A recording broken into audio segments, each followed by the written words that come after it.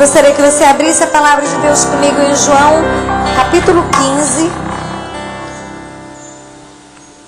15. João 15.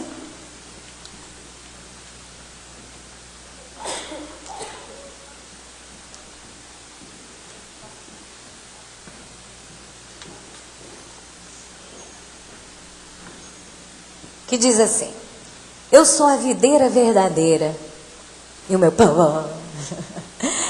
pai é o agricultor. Todo ramo que estando em mim não der fruto, ele o corta. E todo que dá fruto limpa, para que produza mais fruto ainda. Vós já estáis limpos pela palavra que vos tenho falado. Permanecei em mim e eu permanecerei em vós. Como não pode o ramo produzir fruto em si mesmo, se não permanecer na videira, assim nem vós o podeis dar, se não permanecerdes em mim. Eu sou a videira, vós os ramos. Quem permanece em mim e eu nele, esse dá muito fruto, porque sem mim nada podeis fazer. Se alguém não permanecer em mim, será lançado fora, à semelhança do ramo, e secará. E o apanham, lançam-o no fogo e o queimam. Se permanecerdes em mim, e as minhas palavras permanecerem em vós, pedireis o que quiserdes, e vos será feito. Nisto é glorificado meu Pai, em que deis muito fruto, e assim vos tornareis meus discípulos. Como o Pai me amou, também eu vos amei, permanecei no meu amor.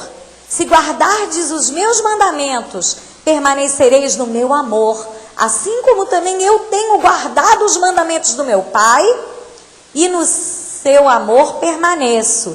Tenho-vos dito essas coisas para que o meu gozo esteja em vós, e o vosso gozo seja completo. O meu mandamento é este, que vos ameis uns aos outros, assim como eu vos amei. Ninguém tem maior amor do que este, de dar a alguém a própria vida em favor dos seus amigos. Vós sois meus amigos, se fazeis o que eu vos mando. Já não vos chamo de servos, porque o servo não sabe o que faz o seu senhor. Mas tenho-vos chamado amigos, porque tudo quanto ouvi do meu Pai, vos tenho dado a conhecer. Não fostes vós que me escolhestes a mim, pelo contrário, eu vos escolhi a vós outros e vos designei, para que vades e deis fruto, e o vosso fruto permaneça, a fim de que tudo quanto pedirdes ao Pai, em meu nome, Ele vos conceda. Isto vos mando, que vos ameis uns aos outros. Se o mundo vos odeia, sabei que primeiro do que a vós outros, me odiou a mim. Se vós fosseis do mundo, o mundo amaria o que era seu. Como todavia não sois do mundo, pelo contrário, dele vos escolhi, por isso o mundo vos odeia. Lembrai-vos da palavra que vos disse: não é um servo maior do que o seu senhor. Se me perseguiram a mim, também perseguirão a vós outros. Se guardaram a minha palavra, também guardarão a vossa. Tudo isto, porém, vos farão por causa do meu nome, porquanto não conhecem aquele que me enviou. Se eu não viera, nem lhes houvera falado, pecado não teriam, mas agora não tem desculpa do seu pecado. Quem me odeia, odeia também o meu Pai. Se eu não tivesse feito entre eles tais obras, quais nenhum outro fez, pecado não teriam. Mas agora não somente têm eles visto, mas também odiado tanto a mim como meu Pai. Isto, porém, é para que se cumpra a palavra escrita na sua lei: odiaram-me sem motivo. Quando, porém, vier o Consolador, que eu vos enviarei da parte do meu Pai, o Espírito da verdade, que dele procede, esse dará testemunho de mim. E vós também testemunhareis, porque estáis comigo desde o princípio. Tenho-vos dito essas coisas para que não vos escandalizeis.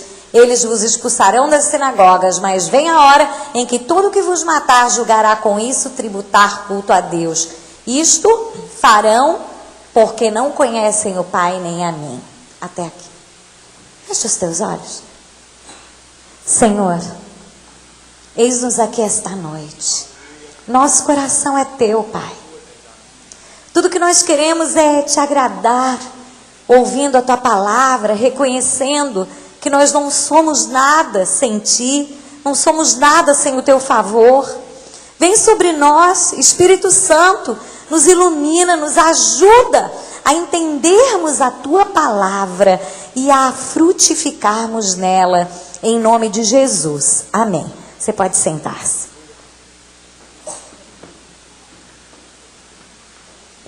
Vamos lá. Vamos dar o pano de fundo da nossa história. Nós estamos na noite em que era comemorada a Páscoa. Jesus e os seus discípulos, ao redor da mesa no cenáculo, comiam. Era uma noite em que os discípulos, eles esperavam muito, porque achavam que finalmente Jesus, o Messias, ia ser reconhecido. Eles esperavam alguém que os tirasse do opróbrio que os romanos traziam sobre a vida deles. Eles não esperavam um reino dos céus, mas esperavam um reino aqui na terra. Esperavam um Jesus davídico, alguém que os libertasse de toda a opressão daqueles romanos. E nós sabemos que então a atmosfera daquele ambiente de comida, pãozinho quente que estava vindo do forno. Gente, olha, pão quente é o seguinte, né? Dá um cheirinho muito bom. E não era só o pão quente, era comemorado o cordeiro assado com cebolas. Então aquele cheirinho estava no ar, no cenáculo, e eles dá-lhe comer e não sei o que. De repente, Jesus muda o discurso. Eles até então tinham visto alguém fazendo milagres, alguém que ia dizer, eu sou o Messias. Mas naquele momento, toda aquela expectativa acaba mudando diante dos olhos de cada um dos discípulos. E nós vemos Jesus mudando a atmosfera, mudando o discurso dele, dizendo, alguém vai me trair. Aqui entre nós, alguém vai me negar. Jesus mudando o discurso, dizendo, eis que vem o príncipe deste mundo. E ele não se referia a ele, mas se referia a outro. Então nós vemos Jesus lavando os pés dos discípulos e mudando totalmente a expectativa que estava no coração de cada um. Ou seja, meu mundo caiu, né? O mundo deles ruiu naquele momento. Não era esse tipo de Cristo que eles iam buscando. Eles queriam ver milagres, maravilhas, mas eles não queriam cruz, não queriam perseguição, não queriam esse movimento contrário. Eles queriam ver as maravilhas. E nós vemos que Jesus canta com eles e vai em direção ao Getsêmani. E eu posso imaginar toda aquela cena, né? A mente deles a mil. Como? Alguém vai trair? Será que sou eu? Meu Deus, alguém vai negar? Quem será? Eu acho que é fulaninho, porque ele é meio assim, e não sei o quê. E o julgamento e as coisas já começam a passar na cabeça deles, e eles levando as tochas de fogo, iluminando aquela noite escura, e eles caminhando entre as vinhas, e Jesus para antes do Monte das Oliveiras e começa a trazer um dos maiores ensinamentos que os discípulos poderiam ter. Ele começa a discursar, comparando o reino dos céus com aquele reino que na cabeça deles deveria então estar se cumprindo. E Jesus mostra, é como se ele discursasse e dissesse, olha, o futuro será desta forma. Sabe quando você pega um quebra-cabeça de 5.000 peças e que você começa a pegar uma pecinha aqui, outra ali, parece que nada se encaixa? Mas quando mostram a capa daquele quebra-cabeça, você diz, o quê? Dá para montar isso aí? Então eu vou começar. Como é que é? Como é que rola? Ah, essa pecinha aqui, vou encaixar com essa então. Mas daqui a pouco vem essa e encaixa do outro lado. E isso significa fé. Fé é os fatos que estão todos separados em peças, mas que um dia eles vão se juntar e vão formar aquela capa. Meu irmão, é dessa forma que você tem que enxergar as situações. Por mais obscuras que estejam as situações da sua vida, por mais interrogações que você tenha, por mais problemas que você venha enfrentando, está na hora de olhar para a tua caixa da vida já completa. Chega de olhar para as pecinhas e se desesperar. Chega de olhar para as pecinhas e dizer, mas como que eu vou encaixar essa com essa se não rola, não dá? Claro, porque não é aquela ali, é outra que está lá do outro lado. São 5.000 peças. Leva tempo para fazer. Leva perseverança. Leva cuidado para não perder nenhuma das pecinhas, porque cada uma é importante. Por mais que seja aquela que só faz o matinho lá do outro lado. Mas ela é importante. Não dá para ela ficar fora da sua vida. Então eu vim dizer para você que por mais que as peças não estejam se encaixando, elas vão se encaixar em nome de Jesus. Amém? É como se Jesus estivesse virando a tampa para eles e dizendo aqui, meus discípulos, é o seguinte, olhem aqui para essa parreira, olhem aqui para essas uvas, olhem aqui, olha, eu vou mostrar para vocês que esse momento que vocês estão enfrentando vai passar, mas tem que perseverar. E é isso que eu quero dizer para você, esse momento que você está passando de dificuldade vai passar, e você terá vitória em nome de Jesus. Amém? Porque você não veio buscar forças humanas, mas você veio buscar força celestial, aquilo que vem dos céus sobre a tua vida. Eu comecei a estudar alguma coisa sobre a safra de uva. Assim, agora as nossas terras aqui, eles estão cultivando muito, porque é muito propícia, né? Para a gente ter os viticultores estão então sabendo que a nossa terra é muito boa para plantar uva parreira. E nós vemos que para um agricultor, um viticultor, ter uma abundância de frutos não é do dia para a noite. Não é uma coisa assim que, ai, olha, eu quero uvas, pronto. Não é assim. Tem que ter um maior cuidado. Olha, um dia eu fui em São Joaquim e a gente foi visitar, então, mas eram uns cachos de uva desse tamanho aqui. E eu dizia, meu Deus, coisa linda. E o cara dizia, não, você não sabe o que é para chegar nesse cacho de uva. Tem que cortar 15 folhinhas daqui, mais 5 daqui. E não sei o que assim, eu nunca quis imaginar. Eu achava que a poda na minha cabeça é pegar os galhos, cortar e pronto. Mas não, tem todo um estudo em cima e um cuidado em cima. Então o viticultor, ele tem que se envolver pessoalmente para que saiam uvas maravilhosas. E é isso que o nosso Pai faz. O nosso Pai é o viticultor, é o agricultor. E ele se coloca pessoalmente cuidando da sua vinha. E você faz parte desta vinha. E o Pai cuida pessoalmente da tua vida. Você não foi largado de qualquer forma na parreira. Agora, te rala. Vai lá, vai criando galho, vai te infiltrando. Não é assim. O próprio viticultor vai lá e vai arrumando e vai colocando uma estaca aqui, um galho aqui, e vai cortando aqui, vai cortando lá, para que possa dar ainda mais fruto. Então nós vemos Jesus fazendo uma comparação. Em primeiro lugar, ele sendo a videira. A videira é o ramo principal.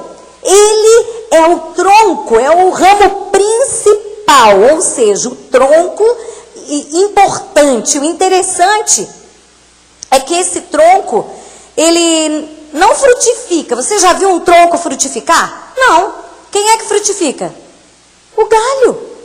É do galho que vem os frutos daquela parreira. Na minha terra era parreira que chamava, né? Não sei como é que vocês chamam, mas era parreira que a gente chamava. E Deus, o que é aqui na Bíblia? Deus é o agricultor. Então ele trata cada ramo para que dê ainda mais fruto. E em terceiro lugar, todo seguidor de Cristo é o quê? É o ramo. E esse ramo é cuidado pelo próprio agricultor. Jesus diz aqui no versículo 16 que os discípulos tinham uma tarefa muito importante. Preste atenção. Vós não me escolhestes a mim, mas eu vos escolhi a vós e vos designei para que vades e deis fruto, e o vosso fruto permaneça. O fruto tem que o quê? Permanecer. Então, quando você começa a ler aqui a história, você vai vendo que tudo que Jesus fala, ele vai falando sobre frutificar. Nós precisamos ser frutíferos. Nós não podemos ser galhos secos. Amém? Por mais seco que você esteja, meu irmão, vai sair um galinho de você. E esse galinho vai frutificar em nome de Jesus. Sabe por quê? Porque vem água viva, vem água dos céus sobre a sua vida, sobre a sua casa e sobre a sua família. É dessa forma que nós temos que crer. Olha, eu tenho umas flores lá em casa, que é aquela Phalaenopsis, uma coisa assim. E ela é linda, é super bonita.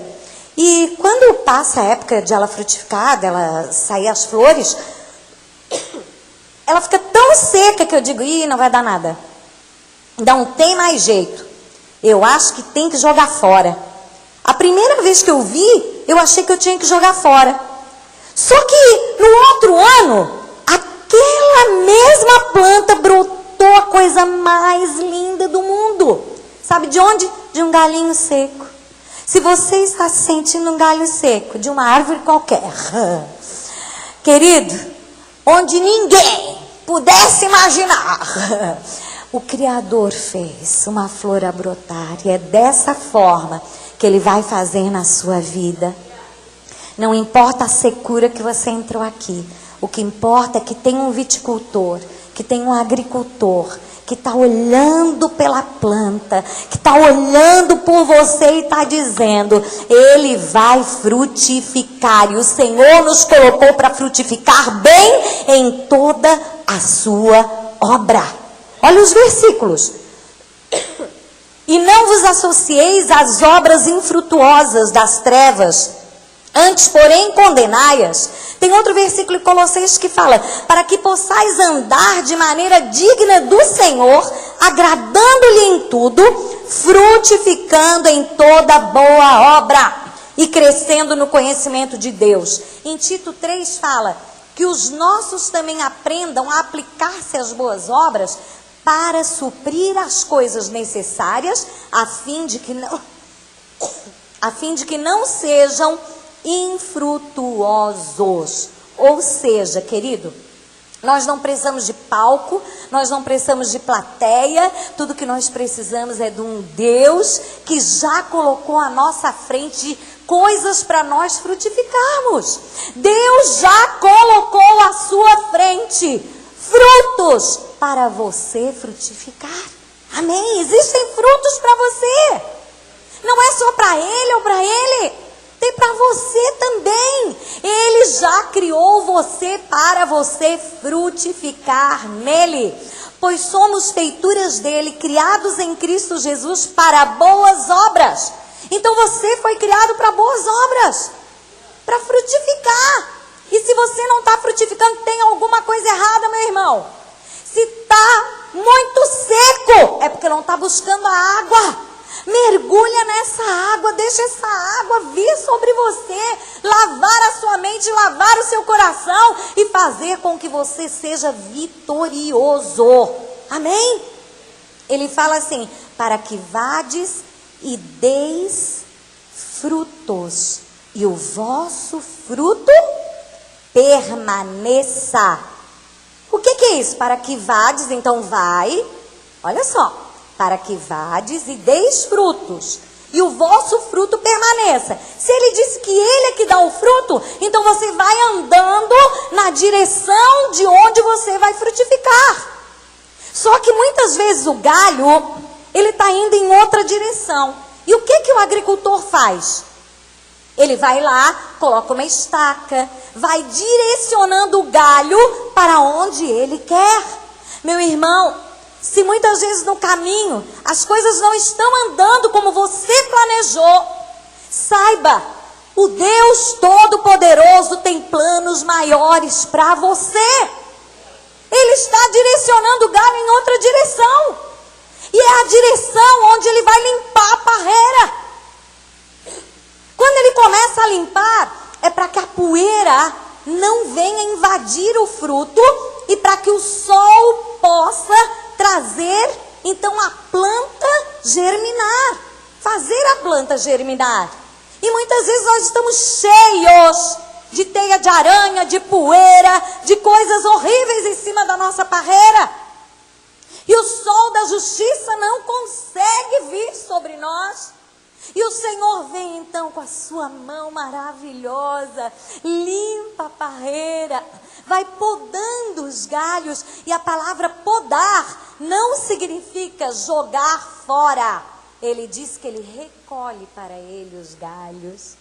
Então, se o galho está sendo podado, não é um Deus carrasco que pega o galho e joga fora. Deus nunca vai falar que vai jogar você fora. Você não foi criado para ser imprestável, para ser algo jogado e descartável. Mas você foi criado para ser amado, para ser direcionado à posição de vitorioso. Amém?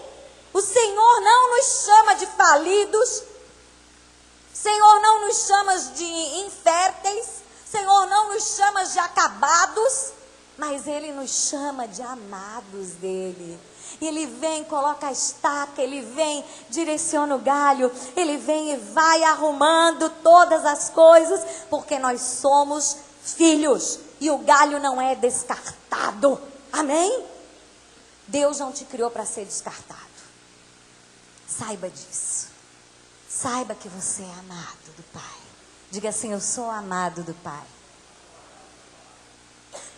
Você acredita nisso?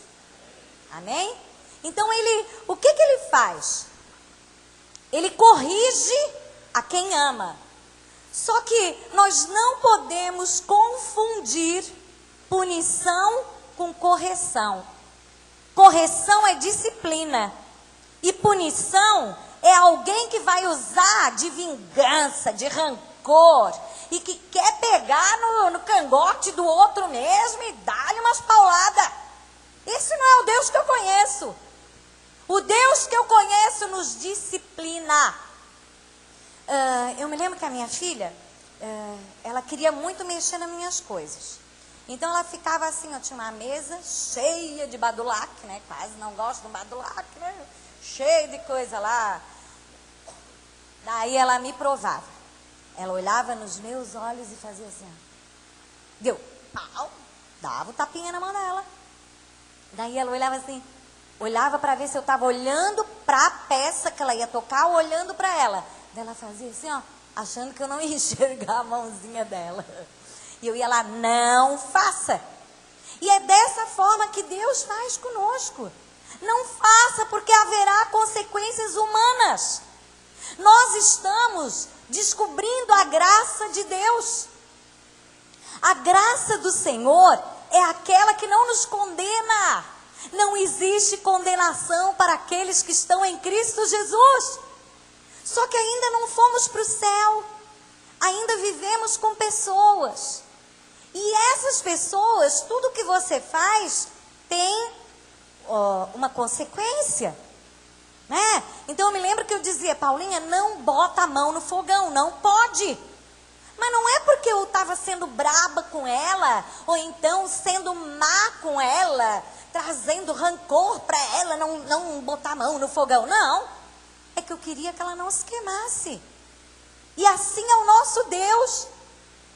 Ele nos disciplina, Ele mostra, não faz isso. E muitas vezes nós fazemos e acabamos queimados, porque existe consequência humana.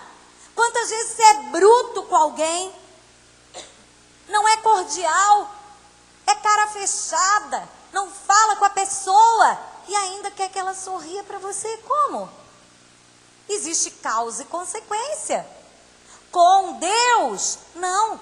Ele nos olha e diz, você é amado, você errou, mas eu estou te olhando, você é meu querido, vem aqui, vamos se abraçar.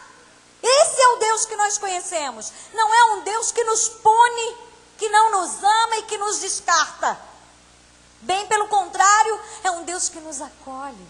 É um Deus que, apesar de tantos erros que nós temos, Ele olha para nós e nos chama de amados do Pai. Amém? De onde vem a seiva? Vem justamente do tronco. E esse tronco deseja trazer seiva para mim e para você. Você não pode estar com o galho longe desse tronco. Tem que estar junto desse tronco para frutificar.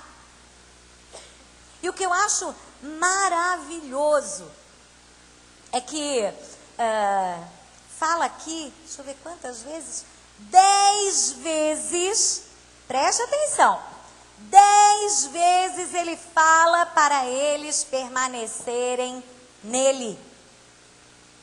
10 vezes.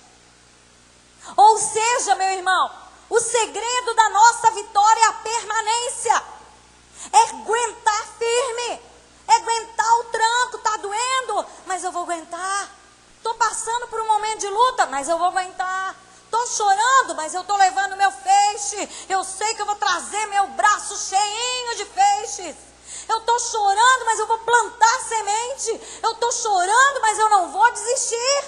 O segredo da vitória é a permanência. Durante 10 vezes ele fala aqui em permanecer. Eu escrevi até aqui os níveis. Preste atenção. Nível 1. Todo ramo em mim que não dá fruto. Ou seja, tem gente que não tem nenhum fruto. Segundo nível. Fruto, todo ramo que dá fruto, ou seja, deu alguma coisa de fruto. Terceiro nível, mais fruto, para que dê mais fruto ainda. E o quarto nível, muito fruto, esse dá muito fruto, e que deis muito fruto. Ou seja, existem níveis. Não dá para ficar cobrando do outro que o outro precisa dar fruto. Quem está mergulhado, quem está ligado à seiva, vai ficar forte, vai ficar cheio de seiva, vai buscar mais, vai mergulhar mais. Não adianta dizer para o marido, mas como? Se não busca Deus e não sei o quê. Não adianta. Não adianta cobrar. Tem uns que dão fruto, tem outros que vão dar fruto depois. Tem outros que vão passar pela poda para depois darem fruto. Então, querido, saiba que cada um tem o seu momento em Cristo Jesus. Mas o que Ele quer é que todos cheguem no nível 4. Todos cheguem a dar muito fruto. Mas que este fruto permaneça. E quando você vai para a palavra permanecer, significa contínuo, crescente, incrivelmente produtivo. E nós vemos então que a seiva, ela não fica indo para um galho que está longe. Não, ela fica no galho que está grudadinho naquele tronco. Não vai em todas as direções, vai na direção daquele que está em Cristo Jesus. A nossa seiva vem dele. e nós vamos nos alimentar nele, e nós vamos dar muitos frutos para a honra e glória dele. Amém? E o que ele fala? Sem mim, nada podeis fazer. E o que ele fala no começo? Que tudo é para a glória dele, porque dele, por ele, para ele, são todas as coisas. Sem ele, nada podemos fazer, mas com ele posso todas as coisas naquele que me fortalece. Amém? Ele é a nossa seiva.